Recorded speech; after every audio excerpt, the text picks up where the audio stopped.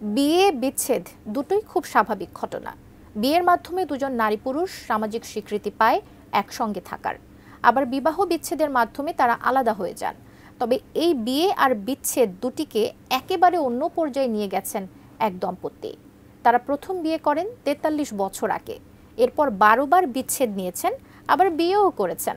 প্রশ্ন হচ্ছে, এই দম্পতি কেন এমনটি করলো? সেই খবরই জানাচ্ছেন শেখ ফরিদ।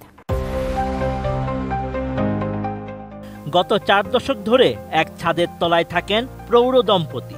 শান্তিতে বাস করেন সেই সুখী দম্পতি, এমনটাই দাবি প্রতিবেশীদের। তবুও ৪৩ বছরের বিবাহিত জীবনে স্বামীকে ১২ বার বিচ্ছেদ দিয়েছেন প্রৌঢ়া, আবার ১২ বার বিয়েও করেছেন।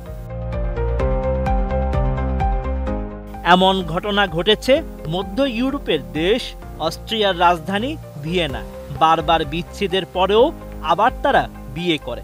২-৩ বছর একসঙ্গে থাকার পর আবার বিচ্ছেদের সিদ্ধান্তে উপনীত হন দুজনে। ১৯৮১ সালে প্রথম বিয়ে করেছিলেন এই দম্পতি। তারপর বিয়ে বিচ্ছেদ করেই গত ৪৩ বছর কাটিয়ে দিয়েছেন। শেকড় থেকে শিখরে। অস্ট্রিয়ায় বিবাহ বিচ্ছেদের শিকার নারীদের জন্য একটি কল্যাণমূলক স্কিম রয়েছে।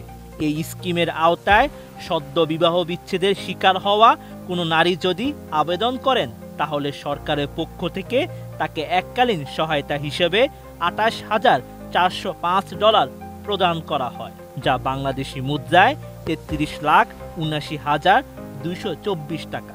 অস্ট্রিয়ার সরকার জানায়, বর্তমানে ৪৩ বছর বয়সী ওই নারী যতবার তার স্বামীর কাছ থেকে বিচ্ছেদ নিয়েছেন, প্রতিবারই সরকারি সহায়তার জন্য আবেদন করেছে এবং তাকে তা প্রদান করা হয়েছে। নিজের ১১তম বিচ্ছেদ পর্যন্ত সরকারি সহায়তার সেই অর্থ গ্রহণ করেছেন তিনি। এর মাধ্যমে গত ৪৩ বছরে তিনি এবং তার স্বামী উপার্জন করেছেন $৩,৪২,০০০ বেশি, যা বাংলাদেশি মুদ্রায় ৪,৬,৮৬,০০০ টাকা।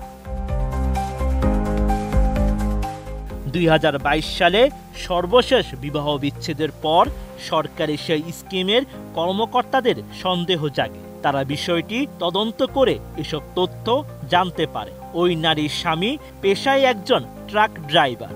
বিচ্ছেদের কারণ হিসেবে তিনি বেশিরভাগ ক্ষেত্রেই বলেছেন, স্বামী সংসারে যথেষ্ট সময় দেন না। সাধারণত স্বামী যখন ট্রাক নিয়ে দীর্ঘ ট্রিপে যান, সেই সময়ই বিচ্ছেদের আবেদন করেন ওই নারী। সত্য উদ্ঘাটনের পর আদালত ওই নারীর বিচ্ছেদের আবেদন খারিজ করে দিয়েছে। প্রতারণামূলক বিশ্বাসভঙ্গের মাধ্যমে অর্থ আত্মসাতের অভিযোগে ওই দম্পতির বিরুদ্ধে মামলা হয়েছে বলেও জানিয়েছে Vienna police. Sheikh Farid, ATN news.